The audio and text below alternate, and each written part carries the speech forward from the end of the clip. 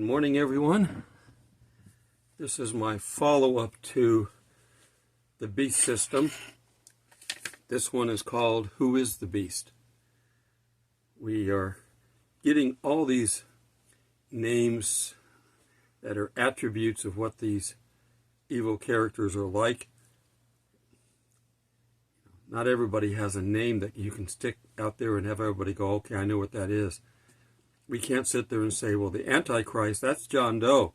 As soon as we see John Doe, we know we got the Antichrist. Well, everything is done in such a way as to keep those that don't have their name in the book of life, keep them ignorant of what's going on, because they asked for this stuff. If they knew what they were getting, really truly knew what they were getting in refusing God and accepting Satan, they wouldn't ask for it. But they're asking out of selfish reasons. And God wants them to know you can't ask for things for selfish reasons. You can ask for things for compassionate reasons or for just survival, but not for selfish reasons or for prideful reasons. God resists the proud. Okay, so who is the beast? We're going to look at a couple of chapters in Revelation, one looking forward and then going to one looking back. We got the summary in Revelation 13. Now we're going to see when the beast kind of does his thing and who he's doing it to. At this point, we're looking at the Revelation 11:1. And there was given me a reed. We're going to get to it in a little bit. We're going to read the whole chapter.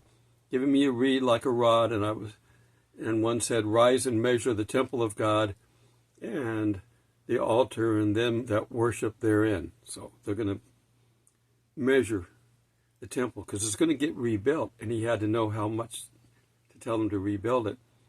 And the quarters without the temple leave without and measure it not, for it has been given to the nations, and the holy city shall they tread under foot 42 months. 42 months, 3.5 years. And I will give unto my 2 witnesses, and they shall prophesy 1,260 days. How long is that? 1,200, so it's 1,260 days. 1,260 days. That's 3.5 years. So they're going to be talking down the Antichrist when he's trying to talk up the work he's doing. 11:4. These are the 2 olive trees and the 2 candlesticks standing before the Lord of the earth. And if any man desires to hurt them, fire proceedeth out of their mouth and devoureth their enemies. And if any man shall desire to hurt them, in this manner must he also be killed. So however people try to kill him, they will be themselves killed by that same method. In the past, Old Testament, prophets were allowed to die. People got tired of hearing them, they'd lock them up. Jeremiah was in prison when they were overrun by the Babylonians because they didn't want to hear any more doom and gloom from Jeremiah because they weren't going to do what he asked them to do, what God asked them to do. 11:6. These have the power to shut the heaven that it rain not during the days of their prophecy. Can you imagine 3.5 years of no rain? What that would do? Israel uses the rain, but they're the only country in the area that desalinates the ocean water to make water for irrigation. They're the only ones that could survive this. The other countries won't. They have the power over the waters to turn them into blood and to smite the earth with every plague as often as they shall desire. For 3.5 years. These are the whole world. Smite the earth with every plague as often as they desire. Some of these things were the things that we're going to see in the seal judgments. And when they shall have finished their testimony, the beast that cometh out of the abyss shall make war with them and overcome them and kill them. So that is the beast. That's the Antichrist. Coming out of the abyss. Who comes out of the abyss? Abandoner. Apollyon. He's the biggest, baddest leader of the demons. That's so bad they've had him locked away. And we'll cover eventually, if I get to it, that event when they were actually let out of the pit. And their dead bodies will lie in the great city. What is the great city? Jerusalem. Which spiritually is called Sodom and Egypt. Spiritually. Where also their Lord was crucified. So they're spiritually dead. Jesus said they were dead. They're whitewashed tombs. And from among the peoples and the tribes and the tongues and the nations do men look upon their dead bodies. That's the whole world. We've never had the ability until now for the whole world to watch this. You could watch it on TV, on internet. Don't you think the left, what was that, Kitty? But I'm back. That was the relay clicking in that told me the air conditioning was going to come on. I keep forgetting to set it up, the temperature up, so that it won't come on. But I've at least recognized when it's getting ready to. Okay. So, from the peoples and tribes and tongues and nations, do men look upon their dead bodies for 3 days and a half, and suffer not their dead bodies to be laid in a tomb. So, the world lets them stay there. Israel, Jerusalem, lets them stay there. And they that dwell on the earth rejoice over them, and make merry, and shall send gifts to one another, because these 2 prophets tormented them that dwell on the earth. That's the world that the Antichrist is going to be running, leading. There's no Christians around, not the true Christians that were raptured prior to the tribulation time frame. There are going to be some individual Christians, but they're not going to have any power. They're going to be, for the most part, new Christians that don't know how to use their power yet. They're going to be around. They're going to understand it. They're going to tell their friends and family as quietly as they can, because they're going to be martyred if it gets out too much. But anyhow, the 2 witnesses are killed, left on the streets, 3.5 days. In 11, verse 11, and after the 3 days and a half, the breath of life from God entered into them, and they stood up on their feet, and great fear fell upon them that beheld them. Who beheld them? The whole world. And they heard a great voice from heaven saying unto them, Come up hither. And they went up into heaven in the cloud, and their enemies beheld them. And in that hour there was a great earthquake, and the 10th part of the city fell, and there were killed in the earthquake 7,000 persons, and the rest were frightened, and gave glory to God who's in heaven. They're in Jerusalem, and so the people that were there, some were killed, the rest watched. They're kind of figuring what's going on now. The second woe is past. Behold, the third woe cometh quickly. Okay, and we know shortly after this, the Antichrist is going to go in and defile the temple, and that's the end of his run. They're going to recognize him. The Jews will. And they will no longer be working together with the enemy of the Jews, the Muslims. So now we're going to turn to Revelation 17:7, looking back now. The first one was looking forward, this is looking back. And the angel said unto me, Wherefore, King James, didst thou wonder? I will tell thee the mystery of the woman and of the beast that carrieth her, So the beast is helping the woman along. The woman is the 7 cities. The woman is the harlot, the world domination belief system that's out there fostered by the rich. And the beast is helping her up until a point. And of the beast that carries her, which has 7 heads and the 10 horns, the beast that you saw was and is not, and is about to come up out of the abyss and go into perdition.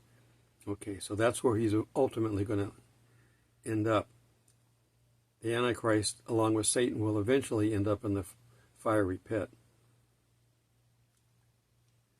And they that dwell on the earth shall wonder, they whose name has not been written in the book of life from the foundation of the world, when they beheld the beast, how he was and how he is not and how he shall come. Remember, one of the leaders in that group will be killed and brought back to life, and the demon from the abyss will take over him. He will sound and look just like the original guy that the world probably knows and tolerates or likes, one or the other, understands that he's trying to help the world. Here is the mind that has wisdom. The 7 heads are the 7 mountains on which the woman sitteth. Okay, so that's the 7 mountains or countries or places of leadership. So basically 7 power centers, whatever you want to call them. Is the United States one of them? Could be. And they are 7 kings, and 5 are fallen. 1 is, the other is not yet come.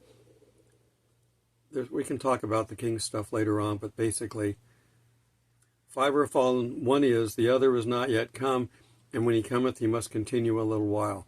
That's the Antichrist. And the beast that was and is not is himself also an 8th. So the 7th dies and becomes the 8th, and is one of the 7 and goeth into perdition. Then the 10 horns that thou sawest, they're the 10 kings who have received no kingdom as of yet. Wealthy individuals who are funding all this. But they receive authority as kings with the beast for 1 hour.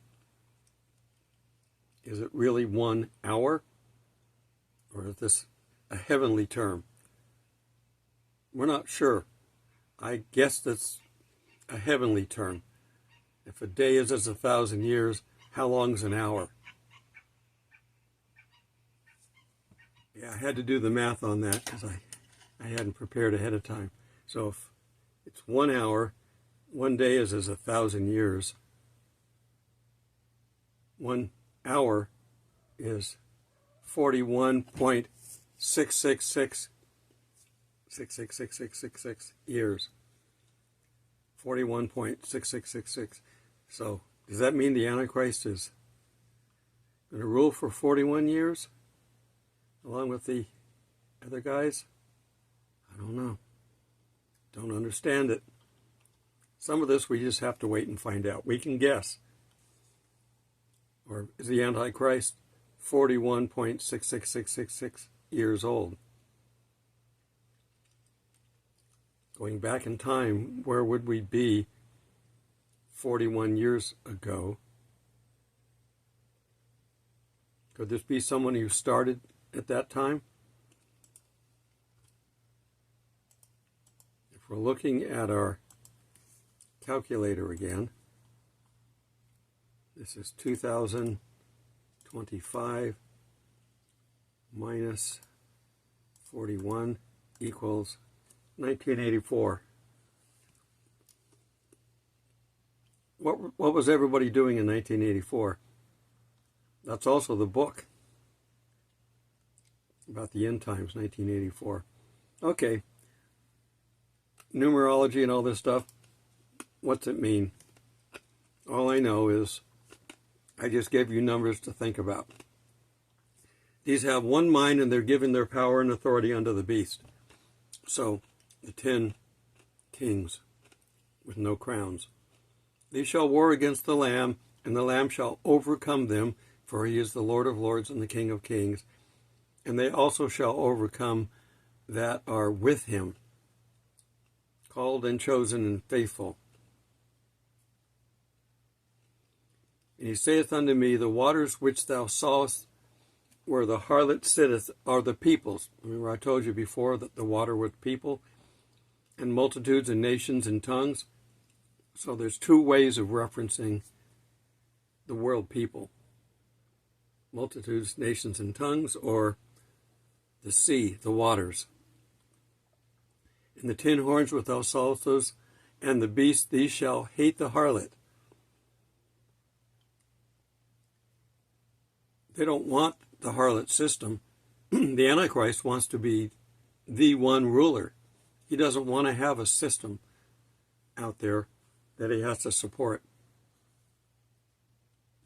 And shall make her desolate and naked, and shall eat her flesh, and shall burn her utterly with fire.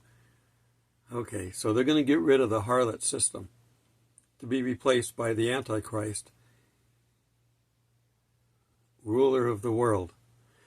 For God did put in their hearts to do this, to do his mind, and to come to one mind, and to give their kingdom unto the beast, until the words of God should be accomplished. And the woman who thou sawest is the great city, which reigneth over the kings of the earth.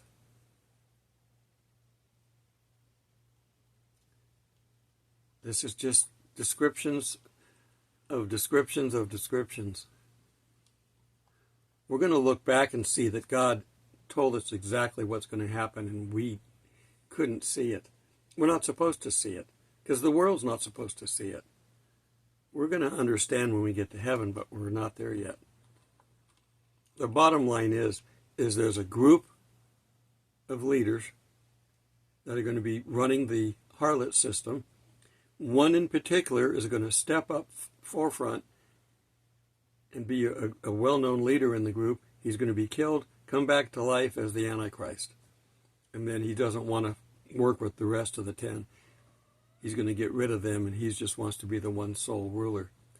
That's the power of Satan. Satan doesn't want to share. He wants to be the one ruler. He wants to be equal to God, or at least admired like God is. Can't be God because he's not omnipresent. But he wants to be, his pride wants him to be bowed down to like God is. Okay, so that's what's coming, people. We're in the way. Make sure your affairs are in order. Till we meet in the clouds. God bless.